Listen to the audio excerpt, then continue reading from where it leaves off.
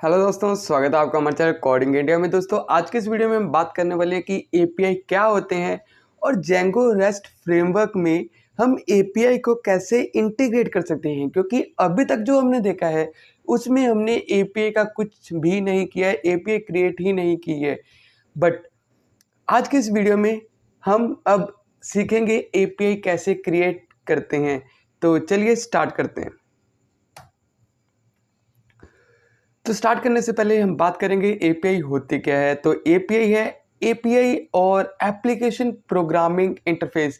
तो जी हाँ, ये उसका फुल फॉर्म है एप्लीकेशन प्रोग्रामिंग इंटरफेस। इसका मतलब है कि आप अपने ही कोड कुछ ऐसा लिखोगे जो आप दूसरे प्रोग्राम में यूज़ कर सकते हो विदाउट उसको दोबारा रीराइट करने के। आप सिर्फ उसके एपीआई को, जो उसका एक लिंक होगा, आप उसको कॉल कराओगे एंड जो वो रिटर्न में रिस्पॉन्स दे रहा होगा उसको आप यूज़ कर सकते हो। An API is a set of rules and protocols that allows different software application to communicate with each other। इसके अंदर क्या होता है कि जब आप API क्रिएट करते हो तो ज़रूरी नहीं है एक ही प्रोग्राम में आप बार बार उसको कॉल करो। आप मल्टीपल प्रोग्राम्स में आप उसको यूज़ कर सकते हो। अगर हम इसकी एक लाइव एग्जांपल लें तो जैसे वेदर का ऐप, तो जैसे हर प्रोग्रामर जब कोडिंग करना सीखता है तो अपने लाइफ में स्टार्टिंग में वो एक वेदर का ऐप ज़रूर क्रिएट करता है। और उसको वेदर का ऐप क्या, उसको कहाँ से मिलती है? क्या वो खुद हर एक लोकेशन का वेदर डालता है? नहीं ना। वो एक एपीआई कॉल करता है एंड उसमें जो डाटा होता है उसको कॉल करवा के जस्ट उसका रिकॉर्ड दिखा देता है कि इस एरिया में इतने परसेंट उसका वेदर का रेन का चांस है और इतनी डिग्री सेल्सियस उसका वो लोकेशन, इतनी डिग्री सेल्सियस उसकी टेम्परेचर रहेगी। तो it defines the methods and data formats that application can use to request and exchange information.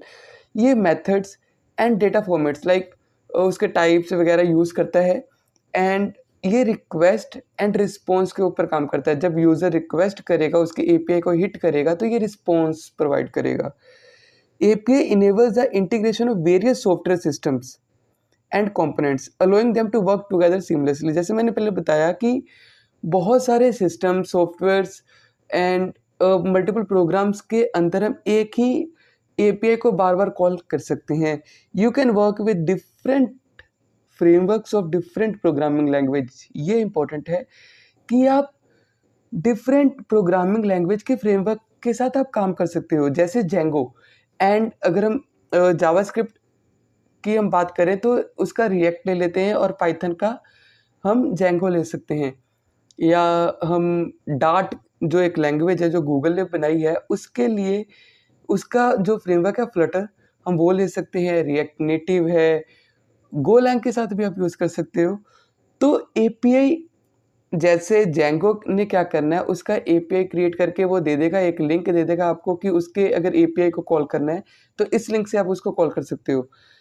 तो जब भी वो लिंक प्रोवाइड करोगे, उसके थ्रू आप फैच गेट करोगे तो आपको क्या, वो एपीआई का डाटा मिल जाएगा। तो दैट मीन्स ये डिफरेंट प्रोग्रामिंग लैंग्वेज के साथ भी काम करता है। बट अब डिफरेंट प्रोग्रामिंग लैंग्वेज में एक वो आती है प्रॉब्लम। अगर हम बात करें तो जैसे ऑब्जेक्ट, मैं अभी दिखाता हूँ आपको। पाइथन में होती है डिक्शनरीज, है ना। एंड सेम जावास्क्रिप्ट में डिक्शनरी अगर हम बात करें तो आधे डिक्शनरीज लाइक, तो इसके अंदर डिक्शनरीज नहीं होती है, ये काम करता है ऑब्जेक्ट्स पे। ठीक है। तो लाइक जैसे ये ऑब्जेक्ट्स क्रिएट करते हैं तो सेम चीज़ तो नहीं मिलेगी। अब पाइथन में डिक्शनरीज हैं, वो जावास्क्रिप्ट में नहीं है, वो उसमें ऑब्जेक्ट हैं। वो फ्लटर में नहीं है, फ्लटर में कुछ और है। जैसे सी प्लस प्लस में नहीं है, उसमें कुछ और होगा। तो उसके लिए क्या होता है, हम कैसे डिफरेंट प्रोग्रामिंग लैंग्वेजेस के जो उनके कोर डाटा स्ट्रक्चर्स हैं, कोर उनके जो डाटा टाइप्स हैं, उसको डिफरेंट प्रोग्रामिंग लैंग्वेज के डाटा टाइप्स के साथ हम मैच करवा सकते हैं। तो उसके लिए एक टर्मिनोलॉजी बहुत ज़्यादा फेमस है जो चल रही है आजकल मार्केट में, वो है जेसन, जावास्क्रिप्ट ऑब्जेक्ट नोटेशन। तो ये क्या है, ये लाइट वेट होता है, ये इसके थ्रू ये जो डाटा आप भेज रहे हो वो स्ट्रिंग में कन्वर्ट करके ये भेज आगे फॉरवर्ड करता है। What is Jason used for? अगर आप चेक कर सकते हो, JavaScript object notation is standard text based format for representing structured database on JavaScript object syntax. It is commonly used for transferring data in web applications. So like sending some data from the server to the client so it can be displayed on a web page. तो basically ये क्या करते हैं कि data transfer के लिए काम आता है। आप लोग क्लाइंट साइड का डाटा आप सर्वर साइड पे भेज सकते हो, सर्वर साइड का डाटा आप क्लाइंट साइड पे भेज सकते हो। प्रोग्रामिंग लैंग्वेज पीछे बैकएंड का कुछ और हो सकता है, फ्रेमवर्क कुछ और हो सकता है, फ्रंट एंड का कुछ और हो सकता है, प्रोग्रामिंग लैंग्वेज कोई और हो सकती है, डजेंट मैटर फॉर दिस। ये हर एक programming language most probably use करता है। इसके साथ अगर आप जेसन नहीं यूज़ करना चाहते तो एक पहले चलता था एक्सएमएल जो अभी भी चलता है, बट जेसन इसको ओवरराइड कर रहा है, ज़्यादा यूज़ हो रही है मार्केट में। Extensible markup language is a markup language that provides rules to define any data. ये भी लाइक सेम है, बट जो इसका स्ट्रक्चर होता है ये HTML के जैसा होता है। एंड अगर हम जेसन का स्ट्रक्चर देखें तो वो उसका एक ना बहुत ही लाइक सिंपल ऑब्जेक्ट टाइप होता है। जैसे आप ये देख सकते हैं डिक्शनरीज टाइप, अगर हम पाइथन की बात करें तो नेम पास किया है डिक्शनरीज के अंदर एंड उसकी कुछ वैल्यू है, फिर उसकी एक और हमने वैल्यू पास की है, फिर उसका कुछ वैल्यू है। दैट मीन्स ये ऑब्जेक्ट के थ्रू अगर हम जावास्क्रिप्ट की बात करें या डिक्शनरीज के थ्रू अगर पाइथन की बात करें तो कुछ ऐसे ये रिटर्न करता है। तो आपकी मर्जी है आप क्या करना चाहते हो। आप ये भी यूज़ कर सकते हो, XML भी यूज़ कर सकते हो, आप जावास्क्रिप्ट भी यूज़ कर सकते हो। चलिए नेवरदलेस आगे बढ़ते हैं। अब आता है टाइप्स ऑफ API। अब APIs कितने टाइप के होते हैं? तो उसमें होता है पब्लिक API, प्राइवेट API। ठीक है, पब्लिक API अब क्या होता है? पब्लिक API जो वाइडली असेसेबल है, कोई भी आए लॉगिन करे, साइन इन करे एंड उसको API मिल जाती है। ठीक है, जैसे वेदर ऐप हर कोई यूज़ करता है आजकल। उसके बाद मूवीज़ का है, हर कोई यूज़ करता है आजकल।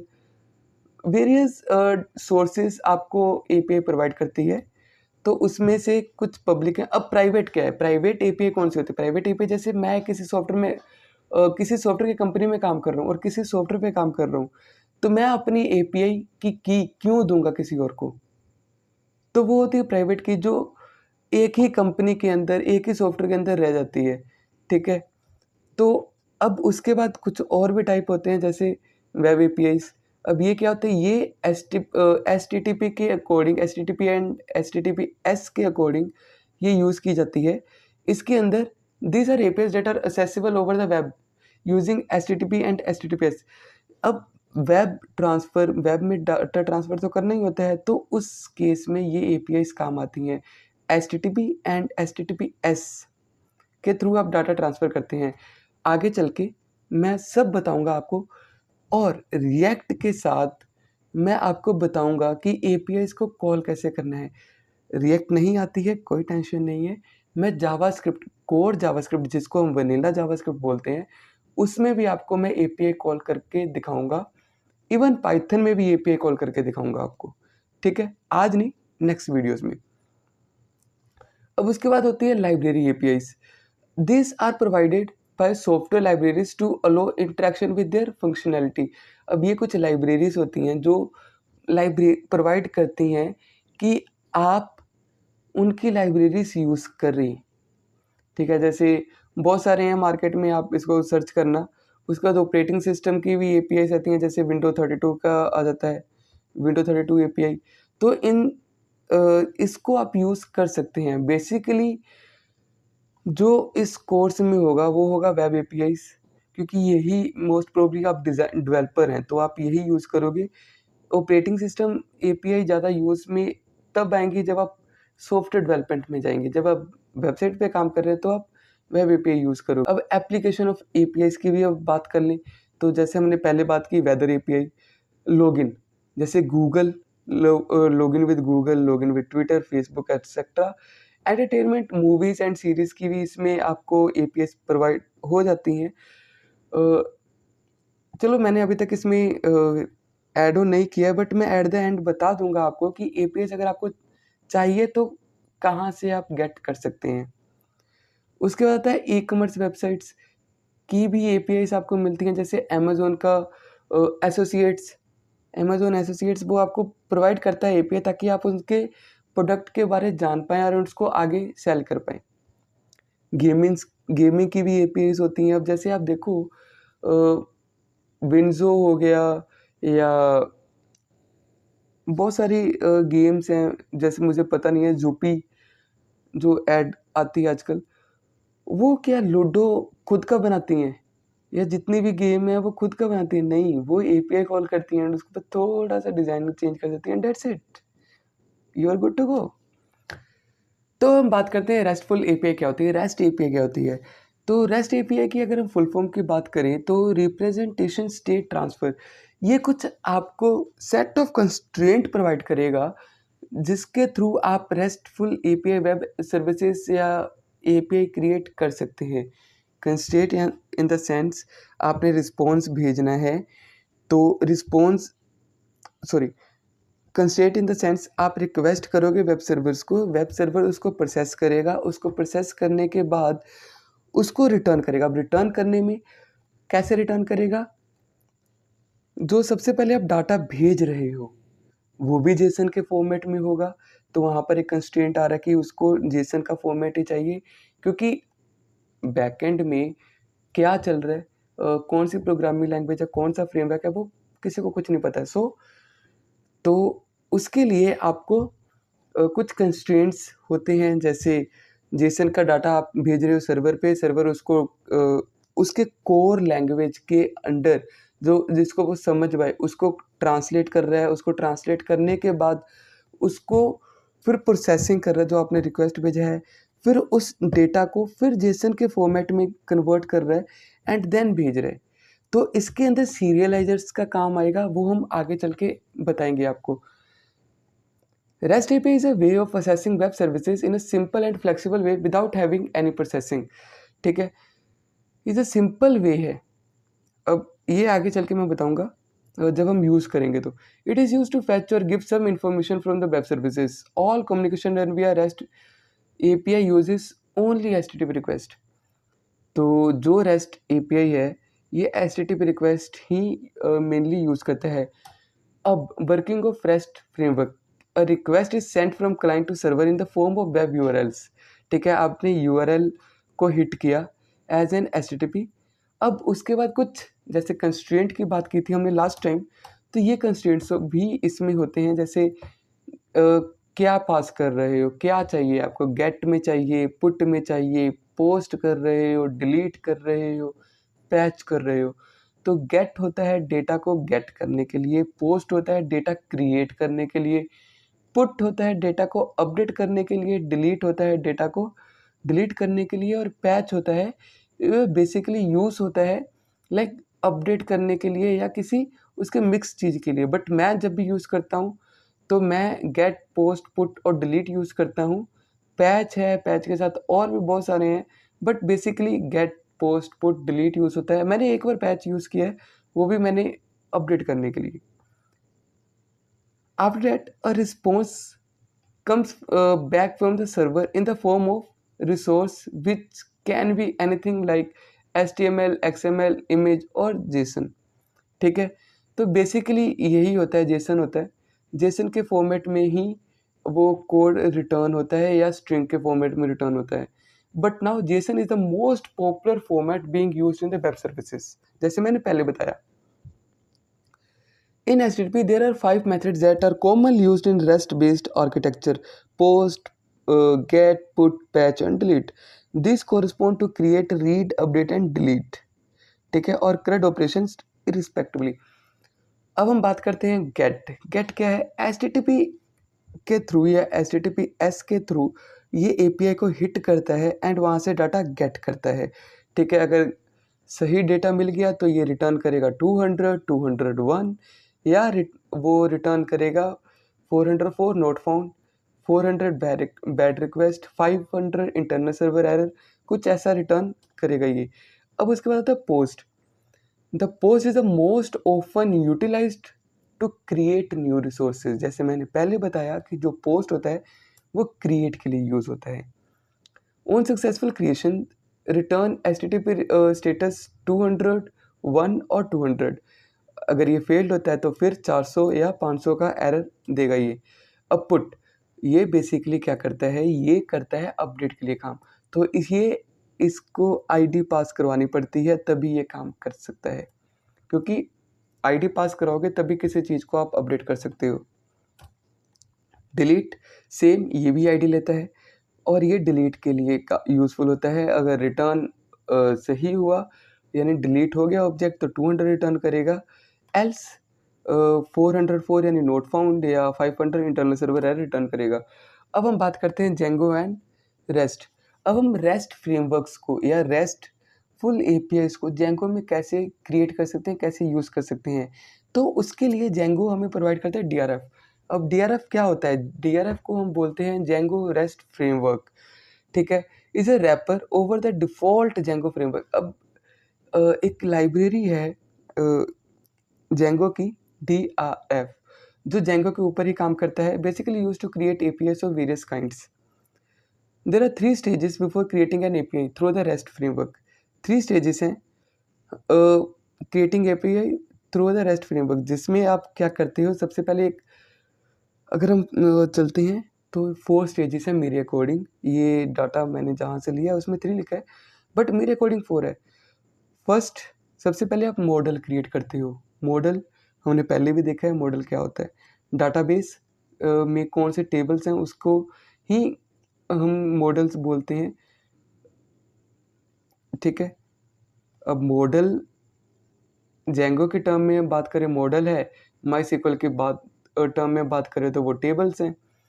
तो सबसे पहले मॉडल क्रिएट करते हैं, फिर मॉडल में डाटा पोस्ट करने के लिए, गेट करने के लिए, पुट करने के लिए, डिलीट करने के लिए हम सीरियलाइजर्स क्रिएट करते हैं, ताकि जब भी हम मॉडल के अंदर डाटा डालें ना डालें तो सॉरी, जब भी हम डाटा डालें, डिलीट करें या गेट करें तो वो जेसन के फॉर्मेट में आए।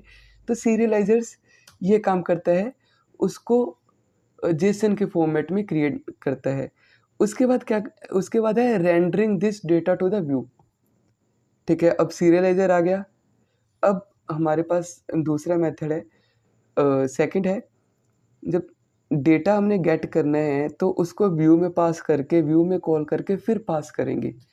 तो या अगर क्रिएट भी करना है तो जेंगो जो काम करता है एमवीटी, मॉडल व्यू टेम्पलेट्स में। मॉडल में डाटाबेसेस का काम होता है सारा, व्यू में सारा लॉजिक होता है जो हम मॉडल उसमें गेट करवा सकते हैं, पुट करवा सकते हैं, पोस्ट करवा सकते हैं, तो बेसिकली क्रिएट कर सकते हैं। तो जो हम व्यू में डाटा पास करेंगे तभी हम उसको आगे फ्रंट एंड में भेज सकते हैं। फिर creating a URL for mapping to the views, फिर हम इसका यूआरएल क्रिएट करते हैं। तो ये 4 स्टेप है, मॉडल क्रिएट करना, उसको सीरियलाइजर्स के थ्रू जेसन में कन्वर्ट करना, जेसन उसको कॉल कैसे करेंगे व्यू में, ताकि वहाँ पर आप लॉजिक लिख सको, आप फ्रंट एंड में पास कर सको या फ्रंट एंड से डाटा गेट कर सकते हो, वो व्यू में होता है। एंड फिर यूआरएल को आप मैप करते हैं व्यू के साथ। होपफुली आपने जेंगो की पुरानी वीडियोस देखी होंगी, अगर मेरी नहीं देखी तो किसी और की भी देखी होंगी। मैं उम्मीद करता हूँ कि आपको जेंगो आता हो, तभी आप एपीआई के बारे में आप जाने प्रेफर कर रहा हूँ मैं। 2 वेज टू यूज़ डीआरएफ। अब एक क्लास बेस्ड होता है और एक फंक्शनल बेस्ड होता है। First we will learn functional based view, क्योंकि ये ज़्यादातर मार्केट में यूज़ हो रहा है और इसको वाइडली एक्सेप्ट किया जा रहा है, क्योंकि ये ईजी है और मार्केट में ज़्यादा इसको एक्सेप्ट भी किया जा रहा है। उसके बाद है क्लास बेस्ड। तो मैं बाद में आपको क्लास बेस्ड भी करके बताऊंगा, बट सबसे पहले हम सीखेंगे फंक्शनल बेस्ड प्रॉपर वे में। उसके बाद don't worry, I will teach you everything. What you have to like, you have to be, आपको फेथ एंड पेशेंस दिखाना पड़ेगा। Patience in the sense like आपको धीरे धीरे सीखने को मिलेगा। ऐसा नहीं है कि एक ही वीडियो में मैं सारा कुछ डाल रहा हूँ। हाँ, वो आएगा जब ये कोर्स क्रिएट हो जाएगा तो इसको कंबाइन करके मैं एक ही वीडियो में डाल दूंगा। Thank you. अब रही बात, ये तो है, मैंने इतना ही तैयार किया था स्लाइड, बट अब जैसे मैंने वीडियो के बीच में बोला कि अब हम जेसन का डाटा हम गेट कहाँ से कर सकते हैं, एपीआई का डाटा गेट कहाँ से कर सकते हैं। तो उसके लिए आप देखोगे रैपिड एपीआई है, ये आपको एपीआई प्रोवाइड करता है। Free public API for developers, देखा मैंने पब्लिक एपीआई भी बता दिया था आपको क्या होता है, जिसमें आप स्पोर्ट्स कैटेगरी के, आर्टिफिशियल इंटेलिजेंस के, finance, data, entertainment, travel, location, services, सब डेटा यहाँ पर आप गेट कर सकते हो। नेट स्लो चल रहा है मेरा, उसके लिए सॉरी। स्पोर्ट्स के हैं, एआई के हैं, फाइनेंस के हैं। नेक्स्ट वीडियो में अब हम इसको कोड के थ्रू देखेंगे, क्योंकि मैं ज़्यादा थ्योरेटिकल पार्ट पे भरोसा करता नहीं हूँ। मैं प्रैक्टिकल करने में बिलीव रखता हूँ। अब मैं चाहता हूँ जो मेरे स्टूडेंट्स हैं, मेरे फ्रेंड्स हैं, मेरे जो भी हैं, जो देख रहे हैं वीडियो, वो सीखें। क्योंकि दूसरे चैनल्स वाले, लाइक मैं सबका नाम नहीं लूँगा, किसी का भी नाम नहीं लूँगा। दूसरे चैनल्स वाले क्या करते हैं, उनके पास सब कुछ ऑलरेडी, लाइक उन्होंने क्रिएट करके रखा है, इसको कॉल किया, दैट्स इट, बता दिया कि ऐसे-ऐसे करना है। बट मैं आपको क्रिएट करके बताऊँगा कि कैसे क्रिएट करते हैं, CRUD ऑपरेशंस कैसे करेंगे, हर एक प्रॉपर वे में बताऊँगा। मॉडल कैसे कॉल करेंगे एंड फिर उस एपीआई को रिएक्ट में या जावास्क्रिप्ट में या फ्लटर में कैसे कॉल करेंगे, ये सब बताएँगे। तो चलिए दोस्तों, मिलते हैं अगली वीडियो में।